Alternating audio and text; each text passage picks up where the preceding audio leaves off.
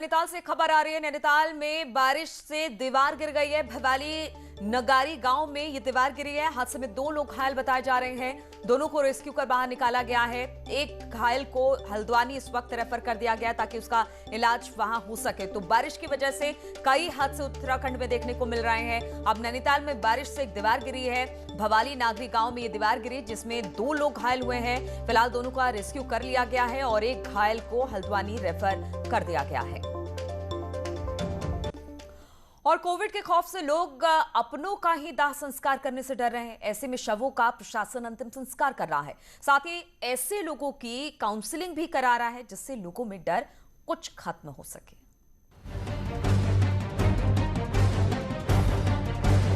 कहते हैं मुश्किल समय में अपने ही अपनों के काम आते हैं, लेकिन रायपुर के कोविड डेडिकेटेड शमशान घाट में कई ऐसे संक्रमित शव भी थे जिन्हें अपनों ने ही अंतिम समय में ठुकरा दिया।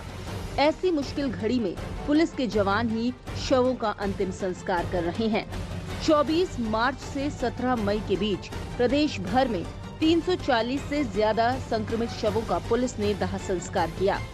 कोविड संक्रमित शवों को अपने ही लेने नहीं आ रहे, जिसके चलते अब प्रशासन ने लोगों की फोन पर काउंसलिंग शुरू की है। लोगों को समझाने की कोशिशें की जा रही हैं। तो ऐसे में पहले हम प्रयास करते हैं कि उनकी काउंसलिंग की जाए और काउंसलिंग करके उनको जो है ये कार्य करने के लिए जो है, क्योंकि एक भावना जुड़ी होती है उससे, तो इसलिए किया जाए। सब डरते हैं साहब, और कुछ डरते हैं खाली। कई लोग सोचते हैं कि हमारे ऊपर बीमारी न फैल जाए, इसलिए डरते हैं, भागते हैं। राज्य के डीजीपी भी कहते हैं कि कोरोना संक्रमण के डर के चलते कई लोगों का व्यवहार बदल गया है और वो अपनों का ही अंतिम संस्कार नहीं कर रहे। कहीं डर है, कहीं असमर्थता है कि हम तो अब कुछ कर नहीं सकते, जो जाना था चला गया, अब छोड़िए, जैसे मर्जी आप कर दीजिए साहब, हमें कुछ मतलब नहीं। ये एटीट्यूड रहता है। या तो किसी का कोई नहीं होता, वो अधिकांश जो एटीट्यूड ये है कि अब हमारा तो जाना था चला गया, अब साहब हमें अब मुक्त कर दो, आप जैसे मर्जी इसका संस्कार। कोविड भले ही एक खतरनाक बीमारी है, लेकिन अपनों को सिर्फ इसलिए छोड़ देना कि वो कोविड संक्रमित है, इस व्यवहार को कहीं से भी सही नहीं ठहराया जा सकता। उम्मीद है काउंसलिंग से शायद लोगों को समझाया जा सके।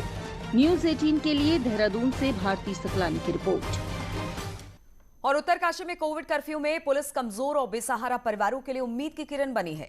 यमुना घाटी के पुरोला थाना पुलिस के जवान एम्बुलेंस, ऑक्सीजन सिलेंडर, दवाइयां और राशन दूर दराज के गांव तक पहुंचा रहे हैं और लोगों की मदद कर रहे हैं। वहीं पुलिस आम लोगों को घर में ही रहकर सुरक्षित रहने की अपील भी लगातार कर रहे हैं।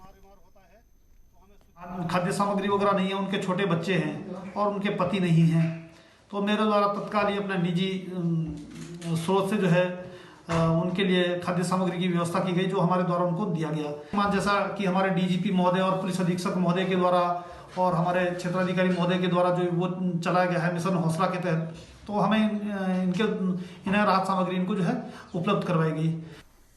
उत्तरकाशी के बड़कोट के नांगड़ गांव कुरसिल मोटर मार्ग सवालों में आ गया है। PMSY के तहत बनी सड़क पिछले दिनों हुई हल्की सी बारिश में ही उसकी असलियत सामने ला गई और सड़क पर जहां तहां पेंटिंग का काम हुआ है, वहां पर रोड़े निकलने शुरू हो गए। सड़क पर गड्ढे ही गड्ढे अब दिखने लगे हैं। ग्रामीणों का कहना है कि इसकी शिकायत अधिकारियों से की गई, लेकिन अभी तक किसी तरह की कोई कार्रवाई नहीं हुई है। मोटर मार्ग यह 7 साल पहले आ रखे हैं और इसमें अब पेंटिंग हो रही। पेंटिंग इसमें कहीं कहीं गड्ढे बने हुए हैं,